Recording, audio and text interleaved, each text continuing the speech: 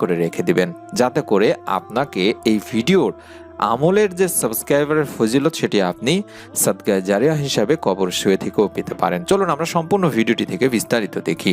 মহান আল্লাহ তাআলা বান্দাকে তার সুন্দর সুন্দর নামের জিকির বা আমল করার মাধ্যমে এই অভাব দূর করার দোয়া করারও কথা বলেছেন। আল্লাহর রাসূল সাল্লাল্লাহু আলাইহি ওয়াসাল্লাম হাদিসে আলাদা আলাদাভাবে এই সমস্ত নামের জিকিরের আমলও ঘোষণা করেছেন।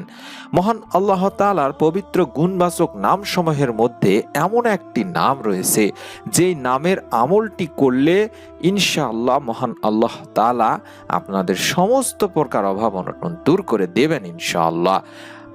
সেই নামটি হচ্ছে আর রাফিউ। আমি আবার বলছি আর রাফিউ। এই নামটি আপনাকে পড়তে হবে। কি নিয়মে কিভাবে পড়বেন ফজিলত সম্পর্কে জেনে নিন। এই নামের অর্থই হচ্ছে মুমিনদের মর্যাদা উঁচুকারী। মুমিনের অর্থাৎ মুমিন